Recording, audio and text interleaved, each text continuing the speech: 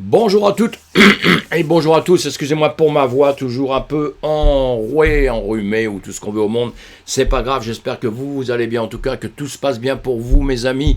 J'ai essayé de trouver quel jour nous étions, nous sommes le 27 janvier 2023, vraiment j'ai un problème avec les dates, ça c'est grave. Mais bon, passons, allez, 27 janvier 2023, on fait le tour de... justement de notre chronique, ce qu'on fait un petit peu tous les jours, la chronique de la crypto, on regarde un petit peu l'état du marché, ce qui se passe sur le marché, très très rapidement, on survole justement les titres, si quelque chose vous intéresse de toute façon, je vous mets les liens, vous allez creuser, on est parti mes amis, on regarde tout ça. Alors le BTC 22 969, l'ETH 1586, un petit peu dans le rouge à l'heure où on est là, mais bon, dans les 0.06, vous voyez c'est rien, ça peut rebasculer dans le vert en 2 secondes. En ce moment, nous sommes assez contents dans l'ensemble.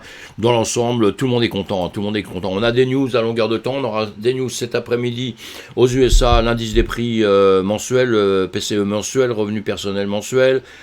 Et on a les dépenses personnelles mensuelles aussi. Donc on verra, ça va jouer un petit peu. Attention, ceux qui tradent, vous êtes devant les écrans, vous faites très attention. Pour les longs, pour les shorts, les effets de levier, vous êtes très prudents. Si vous ne savez pas, vous ne faites rien. Si vous savez, eh bien vous faites évidemment. Et ça risque de bouger un tout petit peu. C'est toujours comme ceci. Puis revenir dans l'état en 2-3 jours. On fait attention au marché à ce moment. On a fait un petit... on a le marché, le S&P 500 ici, qui est plutôt dans le vert, plutôt positif. Donc c'est bien. Si on regarde justement, là c'est notre BTC, notre BTC ici vous regardez, on est plutôt en train de réfléchir, on est sur une zone, on réfléchit, alors attention, je vous ai dit qu'il y aurait une petite redescente par là, on attend la redescente par ici, qui me paraîtrait tout à fait normal, avec un gap encore qu'on a en dessous, on n'oublie pas ça avant quoi que ce soit, même si ça voulait remonter un peu, on n'oublie pas ça mes amis, on est prudent, allez on attaque les news.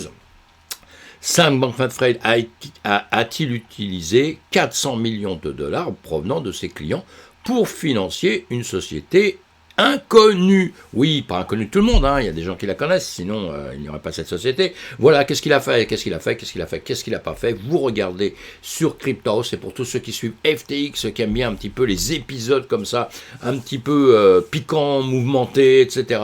On sait que je pense qu'il n'avait pas de limite dans tout ce qu'il faisait, lui, malheureusement.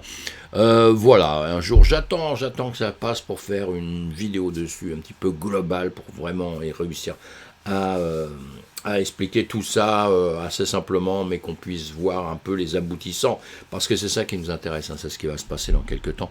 Un sénateur de l'État pousse un projet de loi pour rendre le Bitcoin ayant cours légal en Arizona. Voilà une bonne news. C'est pas une bonne news ça, c'est une bonne news, on est dans un monde qui avance, même si on a des déboires encore, FTX, pour revenir sur FTX en une seconde, je suis assez content, je le répète parce que je suis assez content, on a quand même ravalé sa mauvaise action, on l'a ravalé sur le marché, on est remonté à des taux où d'un seul coup on a oublié tout ça, Genesis arrive, on oublie lui, on n'a rien à foutre, pourquoi? Parce que on a déjà compris tout ça, je vous l'ai expliqué, les marchés vous savez, il leur faut un moment pour digérer les choses, une fois qu'ils les ont digérées, on fait avec, on peut repartir tranquillement. On oublie un petit peu, on n'a pas beaucoup de mémoire, mais attention, on n'a pas de mémoire souvent dans les deux sens. Faut se méfier. Amazon entre dans l'industrie de la cryptographie et du NFT. Bonne news encore pour le NFT, bonne news pour nous, bonne news pour tout l'écosystème. Tout le monde va rentrer dedans. Un jour viendra où dans mes news, je vous dirai, il y a telle entreprise qui n'est pas rentrée dans le NFT, ce sera beaucoup plus intéressant de dire à l'inverse, parce qu'on ne pourra pas citer tous ceux qui sont dedans, puisque tous vont rentrer dans notre écosystème. Poursuite intentée contre Argo Blockchain pour avoir induit en erreur des investisseurs. Ça c'est bien quelque part, attention, parce que toutes les plateformes, toutes les sociétés doivent faire attention à ce qu'ils disent. Si elles promettent des choses, il faut le faire, ce qui n'est pas toujours évident. Donc voilà, des procès dans ce genre-là, il y en a plein, il y en a plein. Un mineur canadien de Bitcoin intente une action en justice contre un fournisseur d'énergie. Voilà, encore une autre petite histoire.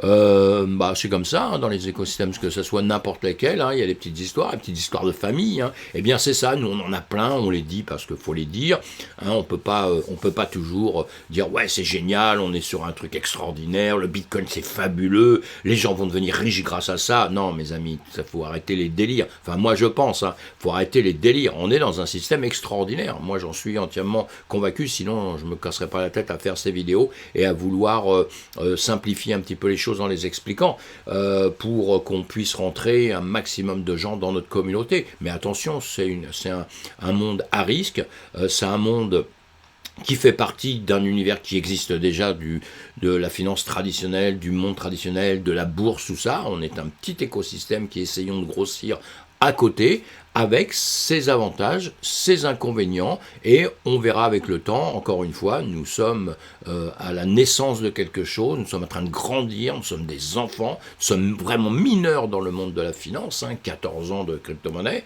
et voilà, et le Web3 démarre, tout ça, ça démarre, donc il faut avoir confiance, mais en revanche, il y aura plein de petits problèmes dedans, entre les escrocs, entre les entreprises qui vont pas tenir le choc parce qu'elles sont honnêtes, mais elles vont tomber, le monde classique, quoi, mes amis.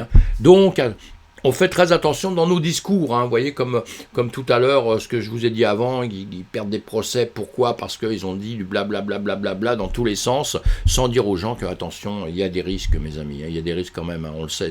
Si on n'a pas compris qu'il y a des risques, c'est qu'on est un fou furieux et qu'on est loin de la réalité, quoi, c'est tout. OpenSea NFT Marketplace fait face à une action en justice pour manque présumé de sécurité. Voilà, oui, quelqu'un se plaint contre, vous allez lire tout ça si vous en avez envie, mes amis, ça fait partie de notre petite histoire.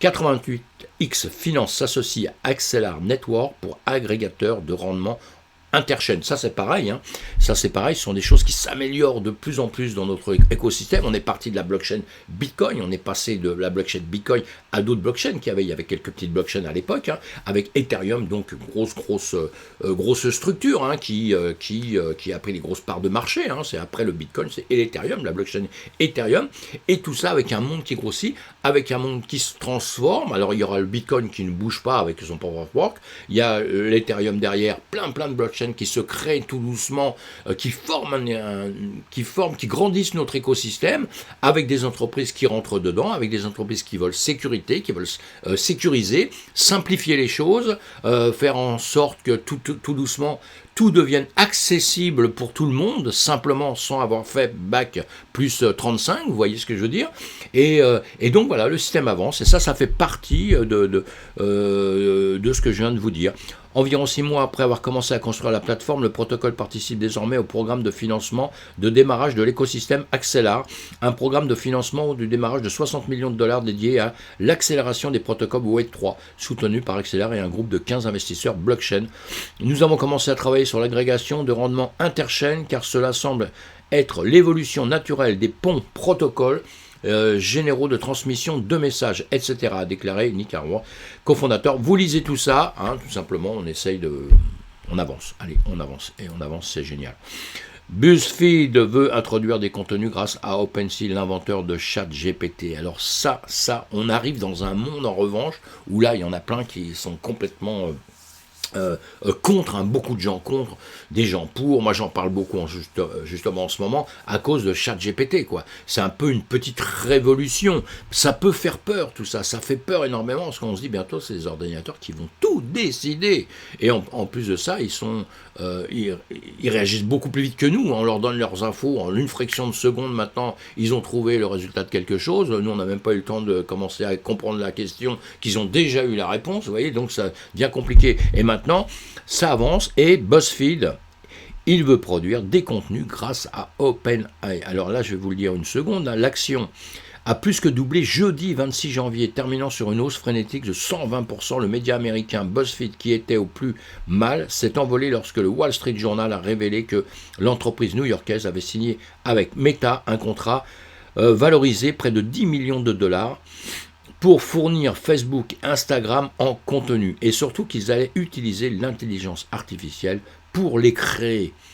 Pour une note au personnel envoyée jeudi matin, le directeur général Jonathan Peretti a déclaré souhaiter que l'intelligence artificielle joue un rôle important dans les opérations éditoriales et commerciales de l'entreprise. Cette année, la société célèbre pour ses quiz compte travailler avec OpenAI, l'inventeur de GPT. Pour simplifier un peu la chose, ça veut dire que il y a des journalistes qui écrivent des articles, etc., qui sont toujours assez fabuleux, et c'est bien. Et il y a le droit à l'erreur, il y a le droit à tout ça, il y a le droit à plein de choses, c'est sûr. Et là, d'un seul coup, qu'est-ce qu'ils disent ? On passe par l'intelligence artificielle. Le journaliste, il va juste surveiller, à la limite, c'est plus lui qui va écrire le chat, il va poser des questions, il va donner les grandes lignes dedans, et puis le chat GPT va faire l'éditorial que l'autre il aura juste à publier. Bon, ça paraît fou. Ça paraît fou à quelqu'un à l'ami de mon âge, ça peut paraître complètement cinglé. Non, pourquoi? Parce que je pense que c'est une logique. C'est une logique de tout ce qui s'est passé dans le passé, de tout ce qu'on a construit dans le passé, tout doucement, est-ce que construisent les jeunes aujourd'hui, et ce qui va se construire par la suite. Tout ça, c'est dans la continuité, ça me paraît normal, mais en revanche, la question, où va-t-on et où va-t-on s'arrêter? Et les conséquences, parce que le problème des conséquences, c'est qu'on ne les connaît qu'après, mes amis. Jamais avant. Avant, on a des suppositions, et après, on vit les conséquences. Alors donc, on verra.